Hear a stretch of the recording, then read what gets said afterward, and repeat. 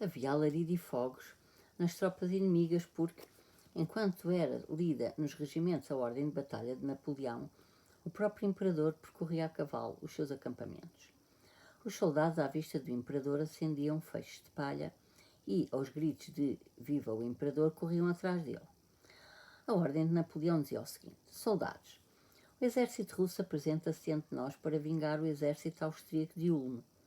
São estes mesmos os batalhões que vós batestes em Hollabrunn e que a partir de então perseguistes constantemente até aqui. As posições que nós ocupamos são formidáveis. Enquanto eles marcharem para contornar a minha direita, apresentar-me-ão o flanco. Soldados, eu próprio dirigirei os vossos batalhões. Manter-me-ão longe do fogo, se, com a vossa bravura habitual, levardes a desordem e a confusão às fileiras inimigas. Mas se a vitória estiver incerta, nem que seja por um momento, vereis o vosso imperador a expor-se aos primeiros tiros, porque não poderá duvidar-se da vitória, sobretudo nesta jornada em que se trata da honra da infantaria francesa, que tão importante é para a honra de toda a nação.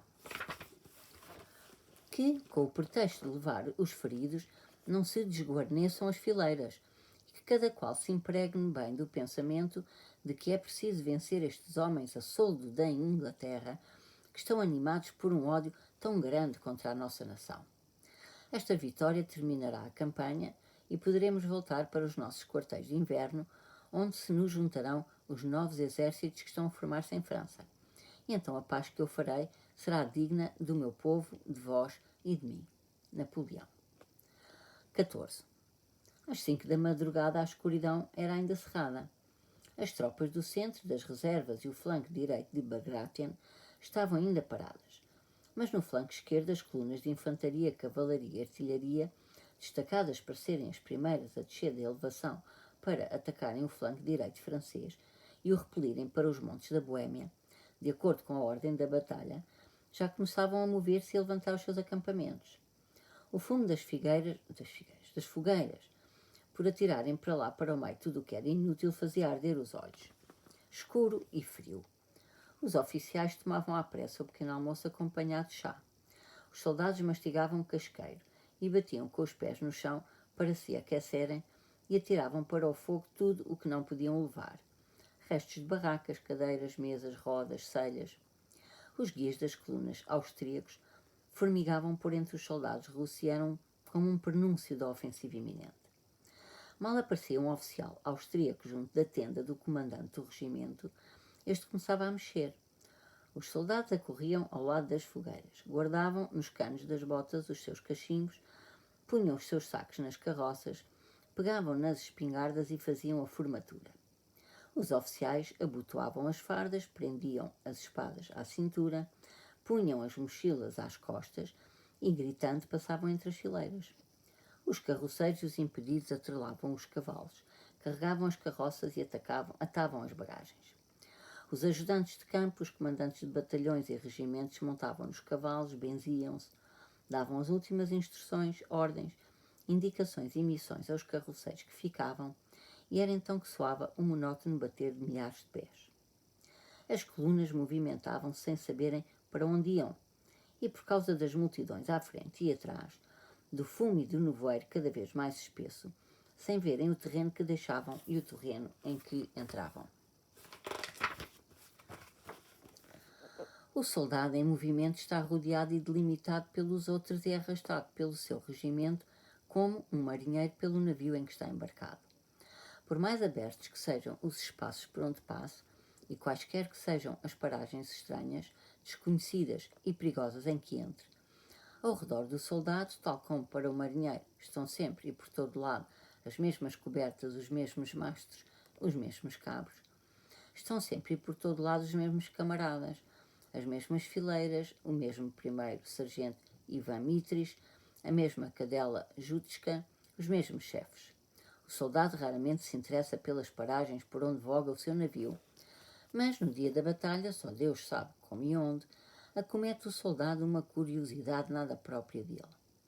Como que se ouve no mundo moral do exército uma grave nota musical que soa como a aproximação de algo decisivo e solene.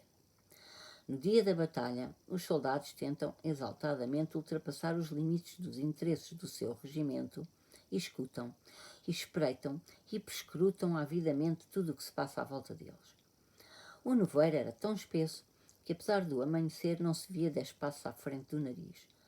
Os arbustos pareciam árvores enormes, os lugares planos pareciam despenhadeiros e declives. Por todo o lado seria possível esbarrar com o inimigo, já que a 10 passos ele seria invisível. Porém, as colunas andaram muito tempo dentro daquele nevoeiro, descendo e subindo elevações de terreno, ladeando pomares e cercas, por um terreno novo e indecifrável, sem esbarrarem com o inimigo.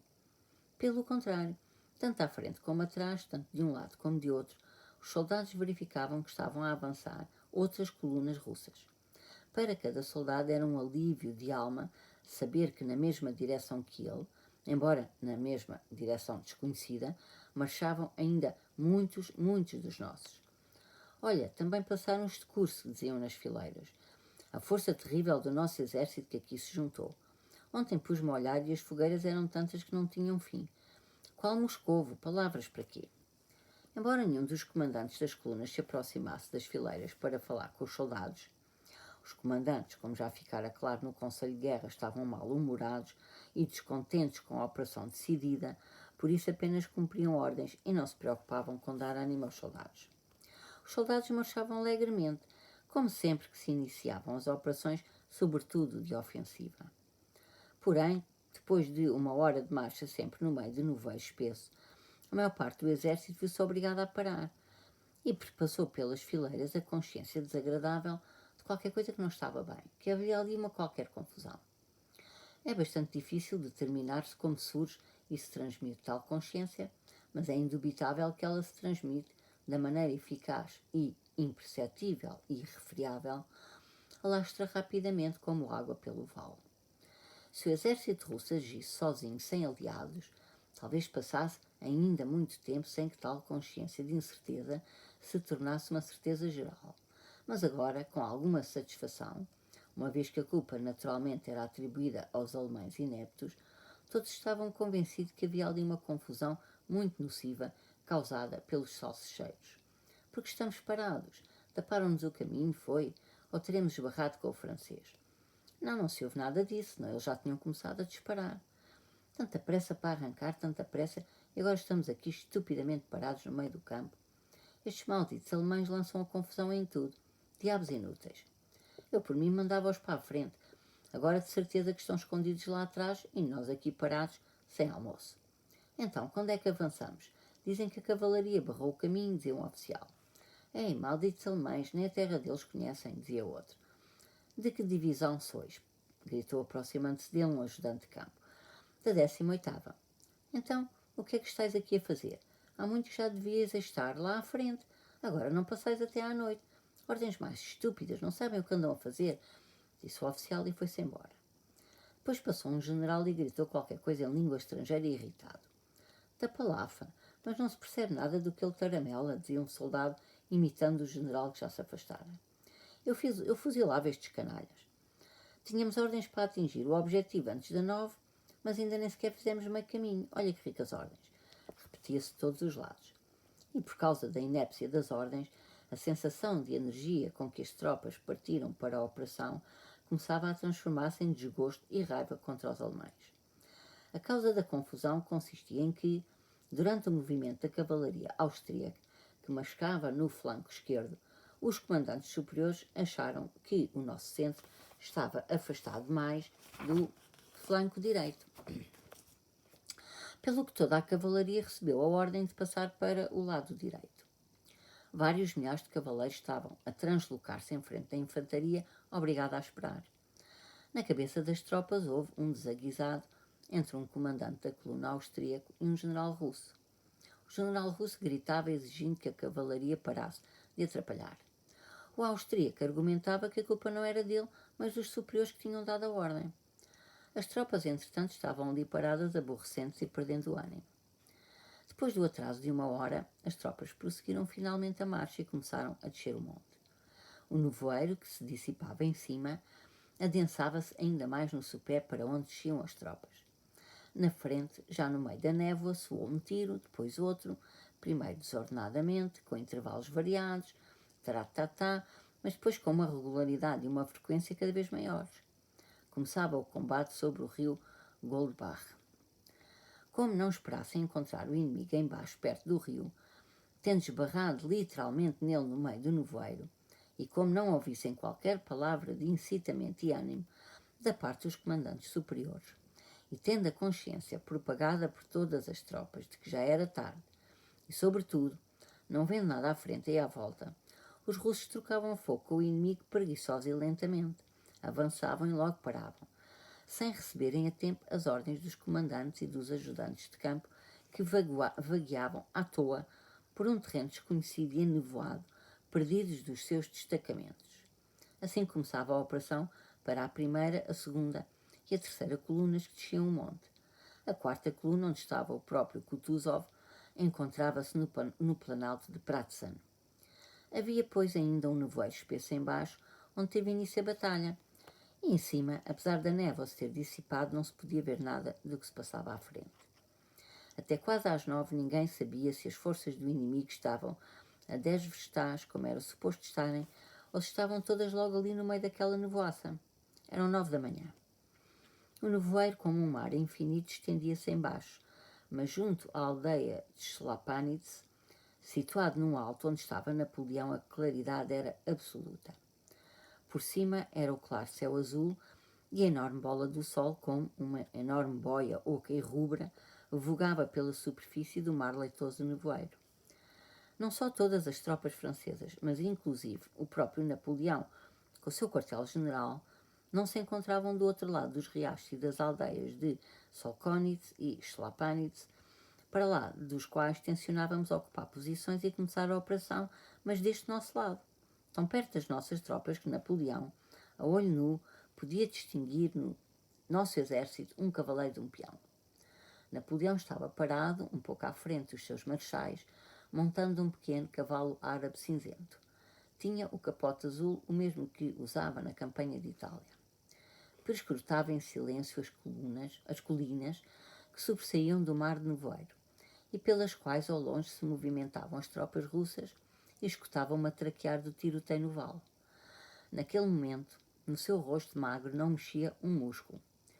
Os seus olhos brilhantes fitavam imóveis sempre o mesmo ponto. As suas previsões verificavam-se agora, tinham batido certo. Parte das tropas russas já tinha descido para o vale e avançado até aos lagos.